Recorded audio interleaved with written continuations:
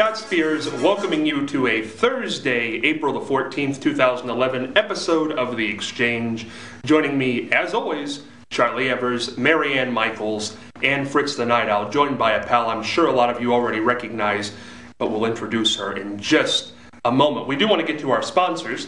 Today's episode of The Exchange is brought to you by Peacock Water Conditioning. Their mission is simple. They want you to love their water. Located at 1800 Marion Marysville Road, right here in Marion. There's also a location in Bucyrus. Call them at 740-387-6312. Also brought to you today by Bubby Man Games. Buy, sell, trade new and vintage games. 131 West Center Street, right here in Marion. Call them at 341-7009. Open Tuesday through Saturday, 12 p.m. to 8 p.m., closed Sunday and Monday. Brought to you by the Ohio Neck and Back Pain Relief Centers, Scott M. Gray, Doctor of Chiropractics, across from the Marion Center between TSC and Kroger, telephone number 386-6580, and brought to you by Night Owl Theater, located on the net at www.fritzlives.com. To receive updates, email nightowltv@yahoo.com, and that's NITEOWLTV@yahoo.com. We're going to start today's episode with This Day in History with Charlie Evers. Yes, indeed, and a lot of things happened on this day. In fact, in the first part of April, quite a few historical events. For instance, a week after the assassination of Martin Luther King, the Civil Rights Act of 1968 was signed into law by President Johnson. The law prohibited discrimination in housing, protected civil rights workers, and expanded the rights of Native Americans. And of course, as we mentioned before, the Civil War began this first part of April. 1861, wasn't it? 1861. Yes. And now, if you don't know what to do tonight, if you have some spare time on your hands and you want to watch a great movie, you're going to get a recommendation from a guy who knows a little bit about movies, I think. It's time for the Flick Pick with Fritz the Night Owl. Fritz. And thank you, Scott. And tonight we have, glad to recommend a comedy for you. If you were around in the 50s, 60s, and 70s, one of the big comedy teams, probably the biggest in the 50s on movies and TV, were Dean Martin and Jerry Lewis, a.k.a. Martin and Lewis. And the movie they made in 1953, I'm going to tell you about tonight. You'll enjoy it if you're a golfer. You'll enjoy it if you like comedy, music,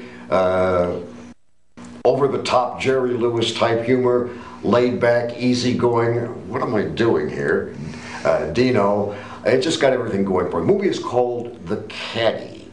1953, I give it 3 stars out of 5. Not Martin and Lewis's best, not their worst, but a very, very watchable film I think the whole family will enjoy. And as I say, if you're a golf nut, you'll definitely enjoy all of the scenes at Pebble Beach and a lot of the great golfers who actually make cameos in this film. There's Ben Hogan, Sam Snead, Byron Nelson, and many, many more. And of course, the story basically is Jerry Lewis is an aces golfer, but he freezes on the course, so he can't play in the tournaments. But Dino is just a natural at it, so Jerry gets him into the tournaments, and Dino is the golfer. Movie is also notable in that this is the movie in which Dean Martin sang "That's Amore," which was one of his signature songs for years and years and years. He sang "That's Amore." The single he did was a huge, huge seller, but in the movie he actually does it as a duet with Jerry Lewis, and a lot of people forget that originally "That's Amore" was a Martin and Lewis duet. Dino was always fun to watch, and Martin and Lewis, as I say, at this time were at the very, very top of the polls in both movies and TV.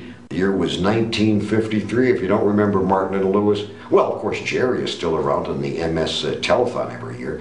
But if Dino was starting to fade from the younger memories, ask your grandmama, your grandpapa, your older brother or sister. The Caddy. If you like golf, you'll like the movie Dean Martin, Jerry Lewis, The Caddy, 1953. a can't miss. You know, I was told on yesterday's program that I didn't look lively, so I'm really trying to move around today and be as lively as possible. Trying to get with the program. I'm just going to give big smiles to everything everybody says. I'll be as lively as you can be. There we are. Joining us today, we have one of the all-time great newspaper columnists in the city of Marion, a good friend of mine, Brenda Donegan. Brenda, thank you for coming in today. Well, thank you, Scott, for inviting me. Now, we're going to do a segment every Thursday on this program, Brenda Donegan's Ohio, where you will pick a place in Ohio, you will pick a person, living or dead, doesn't matter, and you will profile them on this program. And who have you chosen today? Well, or what? Well, I have chosen my roots. I grew up in Logan County, Ohio, and I realized that Logan County has been on the news quite a bit lately with some not so good news. But that's where I grew up, and there's a few things about Bellefontaine that I wanted to tell you, because with the price of gas, a lot of people are going to be looking for day trips, things close by that they can do for entertainment for the summer. So I thought I would start with that. Bellefontaine is the county seat of Logan County, and it has many historical things that you can go see. First of all, the first concrete street in America was built, and it's called McKinley Street. The shortest street in America is also in Bellefontaine. And Camel Hill is the highest point in Ohio at 1,550 feet above sea level. If you're a skier, there's Mad River Mountain close by. If you're interested in history, there's Macachee and Piat Castles in West Liberty, about 5-6 miles south of Bellefontaine.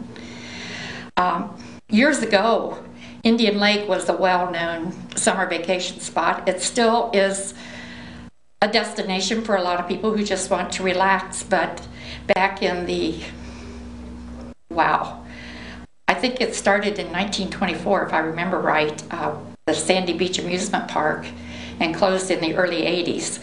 But that was a destination for everybody. It was called $1 Million Playground, and everybody went there for fun, relaxation, and amusement.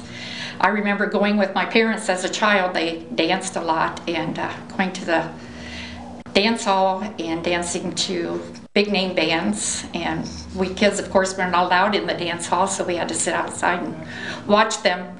And it was a big thing for us on Saturday evening when everybody would go to Indian Lake and go over and listen to the big bands and dance. Also, now in the area, there are at least 4 Amish communities. I know a lot of people think of Northeast Ohio as more Amish, but they do have 4 little settlements around Bellefontaine. I have taken residents where I work over to my friends' homes for lunch. I have 2 friends over there that open their homes for catered meals. And am I allowed to give their names? Oh, yeah, you can. If they don't mind, I don't mind. Okay. Well, Marvin and Nancy Helmuth are 2 of my friends, and Jonas and Edna Hirschberger. And if you'd be interested in ever making contact with them, just get a hold of me. But we go over there, and of course, everything they do is homemade. Everything. Even from the mashed potatoes, you can see them even as you arrive, still putting the finishing touches to the potatoes, and the chicken is just out of this world. I asked Nancy one day, I said, what is the secret to your nice, tender, juicy chicken? You know what I found out? She soaks it overnight in milk. Really? Ain't that Yes. something? Soaks it overnight in milk, browns it a little bit, puts it in the oven and bakes it, and it is scrumptious. You just can't believe how good it is. Well, there's a couple of other things about the Bellefontaine area that I'd like to talk about. The Mills brothers, of course, were born in Piqua, but they grew up in Bellefontaine. And they became the first male African-American quartet to go on and make several albums. One of my favorite songs is You Always Hurt the One You Love. Mm-hmm. And the other one I can think of is Paper Doll. How about Glowworm? Glowworm was one of them. They were my father's favorite group. Oh, they were fantastic, and I still love to listen to their music.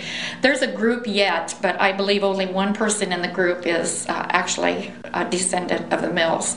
But they had such close harmony, which often happens with siblings, that they have such close harmony that you just can't get enough of that good music. And they sang a lot of a cappella as well, and as well as with instruments. Very, very well known, very fine family. If I'm not mistaken, I think Dean Martin, who was from Steubenville, right, said one time on one of his variety shows or something of that nature that he learned to sing, or the best people he ever heard sing were the Mills Brothers. I think I heard that at some point. They were also the first African-American vocal group to be on national radio. Is that right? Yep. Wow. From little old Bellefontaine, Ohio, which currently their population's about 15,000, so it's not a real big city. And the other one is someone that I'm not too familiar with, but some people may be, and that's Louis Vito.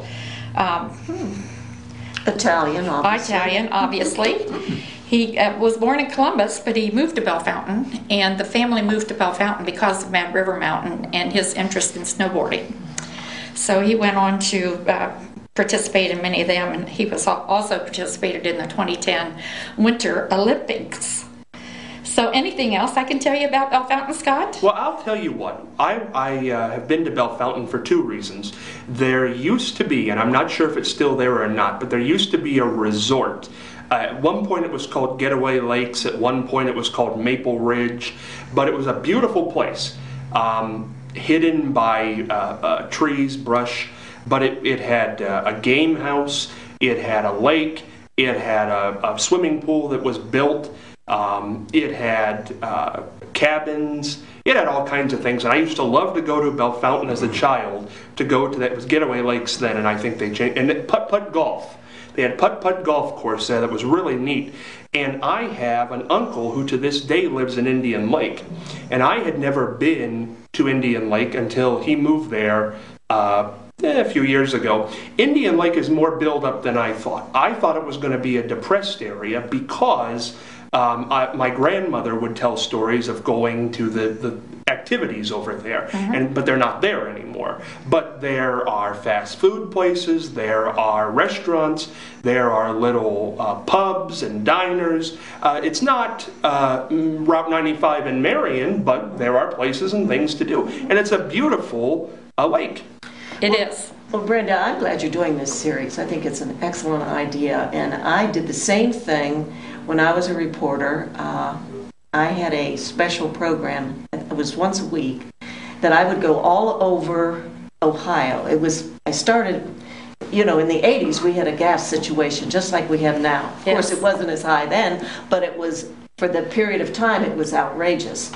And I did reports where you could go on a tank of gas.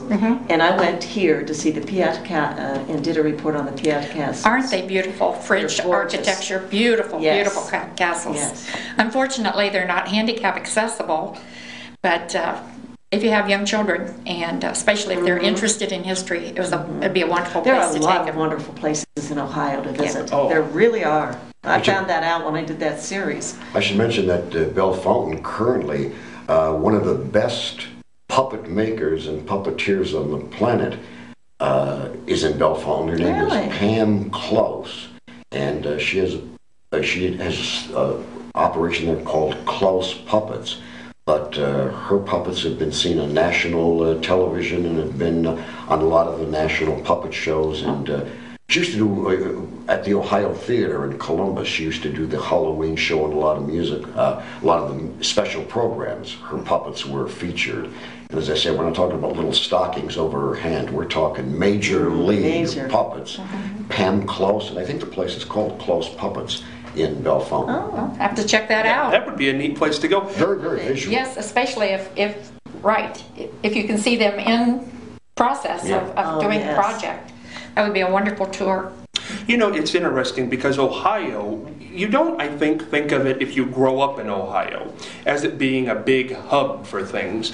But really it is. I mean, generally, we've had presidents, many, one from this city. I think we have more presidents from Ohio than any other states. 8, I believe. I think that's right. Yes. We have a neat thing. So many showbiz people came from Ohio. Yes. Phyllis Diller, Hugh Downs. Bob Hope? No, he came well, from Pennsylvania. he spent his childhood here. Yeah. Clark Gable was Ohio, wasn't he? Cadiz. At one, I think. yeah. Yes. Roy Cadiz. Rogers. Roy also. Rogers. Roy Rogers. Yeah. A Yep. lot of people came from Ohio, the Exodus. I'd like to see the Exodus that, well, Betty White lived here in Bell Center Oh, That's did she? for a while. Yes, she did. That's my hometown. Bell Bell Center. No, Brenda, I'm going to put you on the spot here because I know this is true. Who did you have what TV personality who's still around, did you have a little bit of I'll say relationship with from Bell Center? I think it was Bell Center. That I had a relationship with. Channel 4 Gardening Man. Oh, Yes. yes, Tom Tom McNutt. McNutt. Yes. Tom McNutt, yes, I did. He came to Bell Center. That was his very first teaching position. And actually, he rented a room from our next door neighbors. So Tom and I, he was not only the teacher and I was a student, but we were friends, and we've been friends for years. Tom is a neat I guy. worked with him at Channel 4. Yeah. Oh, and he's been down to Marion so many times. He is such a fascinating Yes. fellow. I had him on Morning Magazine when I did Morning Magazine at WMRN. Nobody knows horticulture Oh, like yeah. Tom And he McNutt. wrote a book, and I've got his book. He did Tom's Green Thumb or something Right. like that. Very good book. And he knows everything. People don't seem to stump him at all when they call him with those gardening questions. Yes. It's amazing. One other person from Bell Center who is pretty well known played basketball at Ohio State with Fred Taylor in the 1960s was Dick Ricketts, known as Little Dandy Dick, if any of you remember him. Charlie, did you ever have any experiences with Bell Fountain? Yes, I sure did. One of my trips across Ohio, we stayed overnight in Bell Fountain. And when we left, we went down, thank goodness we went down the tallest hill in Ohio. I can remember passing the vocational school Yeah.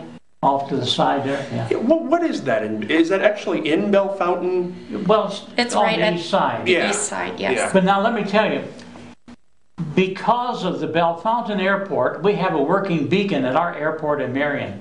One night I flew with a friend, we were delivering a plane to Bell Fountain. It was really cloudy. But down through the breaks in the clouds, we could see a beacon turning. And so we get down below the clouds, and there was the airport. At the same time, the beacon in Marion hadn't been turned on or working for years. Two of us went to the mayor, and the beacon was operating within a few days. And it still does. Well, it should have been, shouldn't it have? Oh, yes. Who let it burn out? Which mayor let the Well, beacon burn out? it didn't have any maintenance care. That's a problem. You know something, Charlie? Every time a subject is brought up, you know something about it. I've been around a long Well, time. the thing of it is, your memory is so wonderful. Wow. Yes. It really He is. does have a sharp memory. He does. Absolutely. We're going to go on to the mailbag question this week. Brenda will join us on this one. I have a 40-year-old daughter who is a single mother with her own 4-year-old daughter. My daughter is contemplating moving in with her boyfriend. I am not in favor of this. I see many problems ahead. Please give me your opinion. Rodney in Upper Sandusky. What do you think, Marianne? No, you know something, this is so common now. It really is common. Young people live with one another before they're married. I mean, it's not taboo by any means. Or they never get married. And sometimes it's been found that if you live with somebody, that you end up not marrying them. That's happened Right. many times. Get to see what they're really like. But I would not judge a person, but I don't know how to help this person Well, out. if this person has it was Rodney, right? Rodney. If he has a 40-year-old daughter, he's really got to have come from the era before living together was acceptable. Was acceptable, and so that might be just one of the things Yes. that's a problem for him here is that you grow up with this as being a no-no, and now it's yawn. Yeah, next. now, it's so common. So I would Yes. think if this is all Rodney has to worry about, he's got a Sometimes great, you he's got a find great out life. I suppose when you live with somebody, that person you don't want to marry. And then again, in the letter, he doesn't say what kind of guy the boyfriend is. Yes. Or anything Right. like Well, that. see- So he kind of leaves out a lot of things that you would know. Necessary Yeah. information. Maybe I'm reading too much into this, but my problem would be, if I was Rodney, would be that maybe the boyfriend is not going to be as nice to the child when they're 4. Yes. I think there should be a rule. This is my own opinion, but I think that you should never have somebody stay the night who's not married in any form or fashion until the child's in school. Oh, I totally agree with 4 that. years old, I don't think Yes, so. no, I see your point. Yes, that's not a good idea. Charlie, what do you think? That's right. And one of the other things is man and woman living together, and she has had, or he has had, a son or a daughter. How many murders have taken place when the boyfriend gets too irritated, can't control the child, and ends up shaking it, and it dies? 4 years old is too young. If you have a child who's not in kindergarten, I think that's a good cutoff point. If you have a child who's not in kindergarten, your main concern Should be that child. Don't worry about moving somebody in, and especially, and I don't know, but if the father's in the picture, he's going to get angry. And the earliest childhood memory I have is 3 years old. That's as far back as I can remember. So if a new man walked into my life at 4 years old, I think I might have trouble distinguishing between a father and this guy who lives with my mother. What do you think, Charlie? I think so, but nowadays, you almost, unless you're going to live with all this turmoil in your body, you almost have to give in to the current times, certain things, and not let it bother you. You had daughters. We talked about this in an earlier episode. 3 daughters. Did any of them, and we don't have to point out specifics here, but did any of them, specific names, did any of them ever do anything relationship-wise that you weren't pleased with? Because you were the father of daughters. Not exactly. There were a few glitches here and there, but all in all, I still treasure those girls. Right. Have you liked all the boyfriends? Not necessarily, no. When you didn't like one, what'd you do? I didn't do anything. I just hoped it all work out, that the girl would see the light. Yes, because sometimes when you object to something, there's That's right. more Ooh. likely to go A lot. against you, and so sometimes you're better off not to say anything. Marianne, you're on the opposite side of that. You have a son. When he would date somebody, was there ever anybody who you didn't like? No. Liked them all. Yeah, I really did. And so you've never run into that. And he dated a lot of girls. Yeah. There you go. Brenda, boys and girls, daughters and sons. What has your situation been? Kind of both. There were a couple of each that I wasn't really, should I say, pleased with, but I figured that things would work themselves out if I just kind of was civil and kind and prayed a lot. There you go. Fritz, what do you make? 5 sons. 5 sons. Well, it wasn't until they were really involved with somebody that I really got to know them. I mean, because again, as a bachelor, you know, the boys dated so many of them I never even met, that it was 2 dates, 3 dates, 4 dates, and bye-bye. But the ones that I met, again, were really nice, and enjoyed them all. Worked out okay, Rodney. Just try to deal with it. Maybe you'll develop a friendship with the guy. That's right. Onward and upward. Well, let me say that my daughter-in-laws and son-in-laws are my favorite people right now. Oh, that's There you go. wonderful. There you go. I do want to let the audience out there know, if you have a question for the mailbag, you can join us on Facebook under the name Scott Spears, or send it in an email to irmcommunication@gmail.com. One thing I want to do, because before we wrap up today, we got about a minute left. We've been running a campaign here, Brenda. I know you write a column for the paper. What do you think? Fritz the Night Owl Grand Marshal 2011 Popcorn Parade. I think it would be perfect with the theme, And the theme is? something Hollywood. Oh, It's the perfect year. it certainly is. All all you Popcorn Festival people, we're taking votes. We're taking votes. Brenda will be with us every Thursday to do Brenda Donegan's Ohio. It's always a pleasure, Brenda. Thank you. Marianne, Charlie, and Fritz, we'll be back tomorrow. It'll be Friday. We'll be wrapping up the week. This is Scott Spears saying, make it a great one.